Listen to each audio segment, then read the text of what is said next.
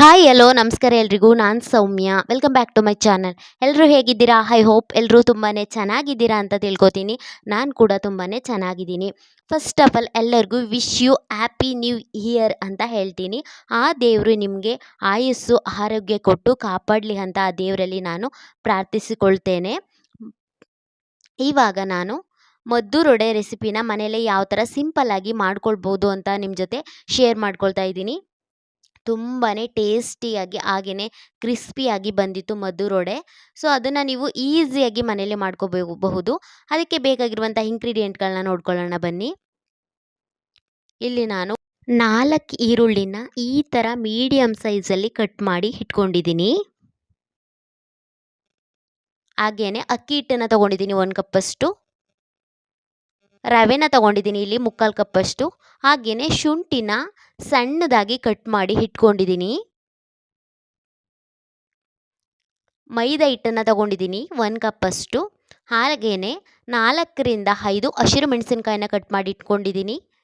ಸಣ್ಣದಾಗಿ ಕಟ್ ಮಾಡಿ ಇಟ್ಕೊಂಡಿದ್ದೀನಿ. ಹಾಗೆಯೇ ಇಲ್ಲಿ ಕಡಲೆ ಬೀಜನ ರೋಸ್ಟ್ ಮಾಡಿ ಇಟ್ಕೊಂಡಿದ್ದೀನಿ. ಹಾಗೆಯೇ ಕರಿಬೇವಿನ ಸೊಪ್ಪು, ರುಚಿಗೆ ತಕ್ಕಷ್ಟು ಉಪ್ಪು, ಇಲ್ಲಿ ಜೀರಿಗೆನ ತೊಗೊಂಡಿದ್ದೀನಿ ಅರ್ಧ ಸ್ಪೂನಷ್ಟು, ಬಿಳಿ ಎಳ್ಳನ್ನು ತೊಗೊಂಡಿದ್ದೀನಿ, ಸ್ವಲ್ಪ ಹಿಂಗನ್ನು ತೊಗೊಂಡಿದ್ದೀನಿ, ಹಾಗೆಯೇ ಸ್ವಲ್ಪ ತುಪ್ಪ. ಇವಾಗ ಒಂದು ಮಿಕ್ಸಿಂಗ್ ಬೌಲ್ಗೆ ನಾನು ಈರುಳ್ಳಿನ ಸೇರಿಸ್ಕೊಳ್ತಾ ಇದ್ದೀನಿ.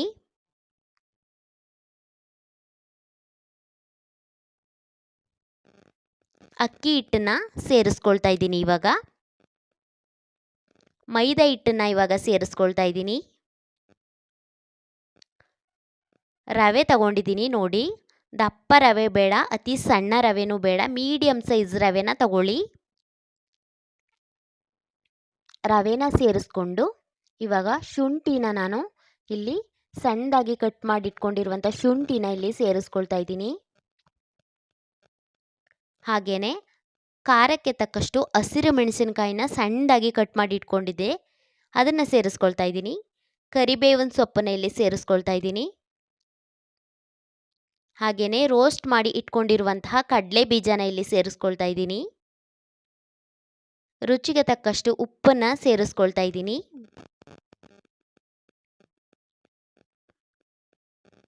ಬಿಳಿ ಎಳ್ಳನ್ನ ಇಲ್ಲಿ ಸೇರಿಸ್ಕೊಳ್ತಾ ಇದ್ದೀನಿ. ಹಾಗೆಯೇ ಜೀರಿಗೆನ ಇಲ್ಲಿ ಸೇರಿಸ್ಕೊಳ್ತಾ ಇದ್ದೀನಿ. ಹಾಗೆಯೇ ಸ್ವಲ್ಪ ಹಿಂಗನ್ನ ಇಲ್ಲಿ ಸೇರಿಸ್ಕೊಳ್ತಾ ಇದ್ದೀನಿ. ಇವುಗಳನ್ನೆಲ್ಲ ಹಾಕ್ಕೊಂಡು ಚೆನ್ನಾಗಿ ಮಿಕ್ಸ್ ಮಾಡ್ಕೊಳ್ಳಿ. ಮಿಕ್ಸ್ ಆದ ನಂತರ ಇದಕ್ಕೆ ತುಪ್ಪನ ಸೇರಿಸ್ಕೊಳ್ತಾ ಇದ್ದೀನಿ. 1-2 ಚಮಚದಷ್ಟು ತುಪ್ಪನ ಸೇರಿಸ್ಕೊಂಡು ಚೆನ್ನಾಗಿ ಇನ್ನೊಮ್ಮೆ ಮಿಕ್ಸ್ ಮಾಡ್ಕೊಳ್ಳಿ.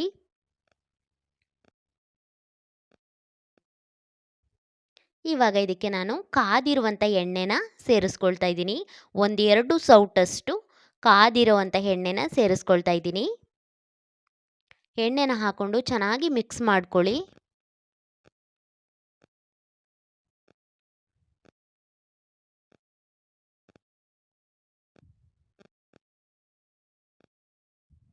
ಇವಾಗ ಇದಕ್ಕೆ ಸ್ವಲ್ಪನೇ ನೀರನ್ನು ಸೇರಿಸ್ಕೊಂಡು ನೀವು ಹಿಟ್ಟನ್ನು ಕಲಿಸ್ಕೊಳ್ಬೇಕು. ಸ್ವಲ್ಪನೇ ಹಾಕ್ಕೊಳ್ಳಿ ನೀರನ್ನು, ಜಾಸ್ತಿ ನೀರು ಹಾಕಕ್ಕೆ ಹೋಗಬೇಡಿ.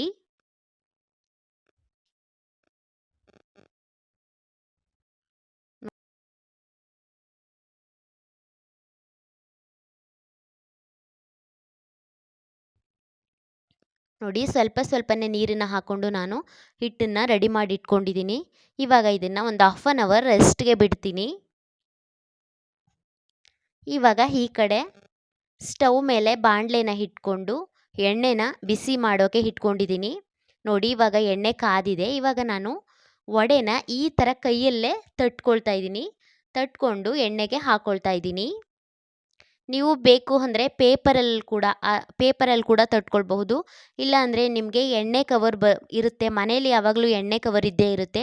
ಆ ಎಣ್ಣೆ ಕವರ್ ಮೇಲೆ ನೀವು ಎಷ್ಟು ತೆಳುವಾಗಿ ಬೇಕೋ ವಡೆ ಅಷ್ಟು ತೆಳುವಾಗಿ ನೀವು ತಟ್ಕೊಂಡು ಎಣ್ಣೆಗೆ ಬಿಟ್ಕೊಳ್ಬಹುದು. ಆದರೆ ನಾನು ಇಲ್ಲಿ ಕೈಯಲ್ಲೇ ತಟ್ಟಿ ಬಿಟ್ಕೊಳ್ತಾ ಇದ್ದೀನಿ ಎಣ್ಣೆಗೆ.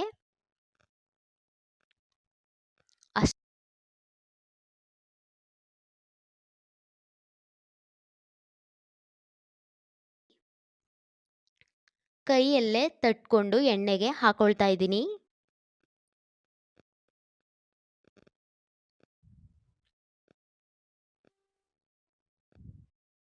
ನಿಮಗೆ ಎಷ್ಟು ತೆಳು ಬೇಕೋ ಅಷ್ಟು ತೆಳುವಾಗಿ ನೀವು ಕೈಯಲ್ಲೇ ಸ್ವಲ್ಪ ಎಣ್ಣೆನ ಸವರ್ಕೊಂಡು ಕೈಗೆ ತಟ್ಕೊಳ್ಬಹುದು. ನೋಡಿ ಇವಾಗ ಈ ಎಣ್ಣೆಗೆ ಹಾಕ್ಕೊಂಡಿದ್ದೀನಿ.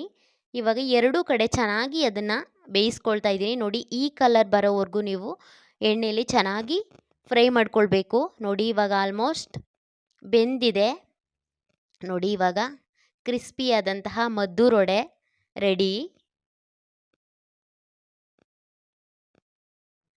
ಸೊ ನೋಡಿ ಕ್ರಿಸ್ಪಿಯಾದಂತಹ ಹಾಗೆಯೇ ತುಂಬಾ ಟೇಸ್ಟಾಗಿರುವಂತಹ ಮದ್ದೂರೊಡೆ ಮನೆಯಲ್ಲೇ ಯಾವ ಥರ ಸಿಂಪಲ್ಲಾಗಿ ಮಾಡ್ಕೊಳ್ಬಹುದು ಅಂತ ನೋಡಿದ್ರಲ್ಲ.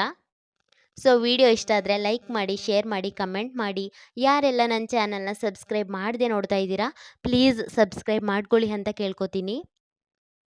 ಈ ಹೊಸ ವರ್ಷ ನಿಮ್ಮೆಲ್ಲರ ಬದುಕಲ್ಲಿ ಹೊಸ ಒಂದು ಚೈತನ್ಯವನ್ನು ತರಲಿ ಅಂತ ನಾನು ದೇವರಲ್ಲಿ ಪ್ರಾರ್ಥಿಸ್ಕೊಳ್ತೀನಿ. ವಿಡಿಯೋ ಇಷ್ಟ ಆದರೆ ಲೈಕ್ ಮಾಡೋದನ್ನು ಮರಿಬೇಡಿ. ಹಾಗೆಯೇ ಫ್ರೆಂಡ್ಸ್ ಆ್ಯಂಡ್ ಫ್ಯಾಮಿಲೀಸ್ಗೆ ಶೇರ್ ಮಾಡಿ. Thank you.